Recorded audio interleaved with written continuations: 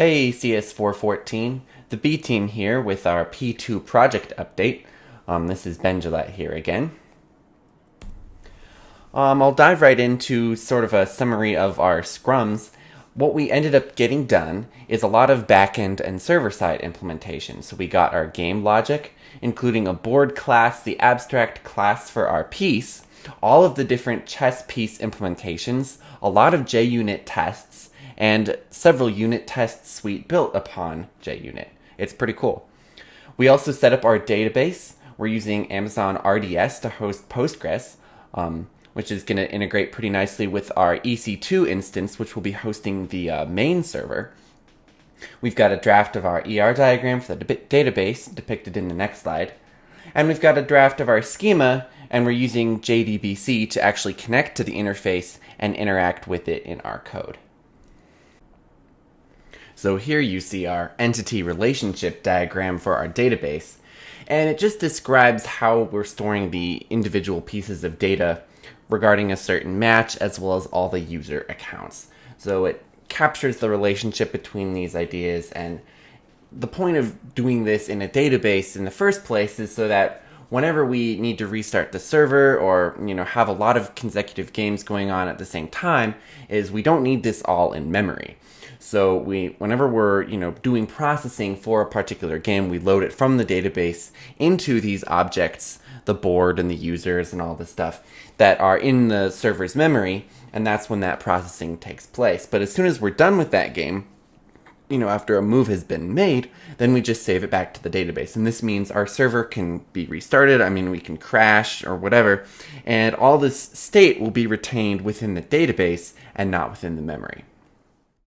Additionally, we set up our EC2 web server. So we're using the Amazon Web Services Elastic Cloud Computing to host that. We're going to stick with their free tier for the moment, but if we need more, we'll just shell out a few dollars to pay for that.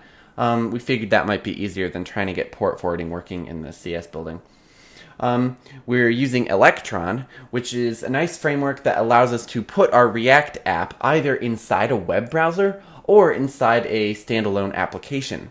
So things like Spotify and Discord you might already be familiar with, or Slack, which we used to use in 3.14, are all built on Electron. And it's just, like I said, a web app running in a standalone application. So we've got that already set up. So we basically just develop in React, but it comes packaged as either one of these things. So that's kind of cool.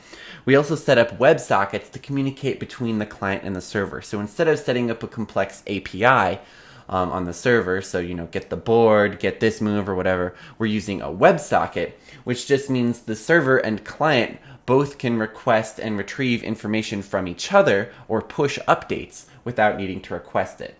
This means when the client is logged in and playing a game, or maybe just playing multiple games, they don't need to refresh the page in order to see new moves and new data that's arrived to the game. Instead, the server will actually push this data live to the client, so games could be played in real time. You don't need to reload the page or you wait for a notification for the actual game to proceed. You can just continue playing in real time. It's kind of slick. We set up some CI/CD with GitHub Actions, so we've got deploy and test scripts to hit our instance, as well as run some unit tests on all our different branches. Another thing we got done is the sign-in page. So this is some more front-end stuff. We're using Google OAuth to manage our sign-ins. This way we don't have to store user credentials and worry about the security risks associated with that. Instead, we redirect our users to log in with Google, and then Google stores the token for this user login, and then when they hit us with their token, we can verify, hey Google, is this person who they say they are, and who are they? And that way we don't need to manage the login. It's just a temporary token that Google's holding on to. So that's kind of slick too. So we've got the UI for that done. Additionally, we got the homepage UI, so a landing page when the players actually connect.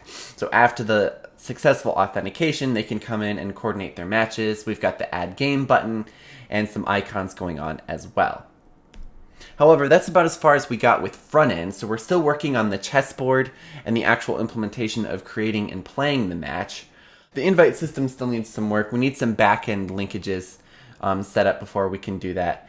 And we're not quite done with OAuth. We've got the landing page and the redirect to Google, but we need an endpoint on our server to receive the token from the client on their first connect. But we're pretty close on these things. Some of the biggest challenges we've been dealing with this sprint is that we lost 2 of our members. So we started out as 6 and we're down to 4. And it sort of threw a wrench in our planning and task assignment as far as that goes.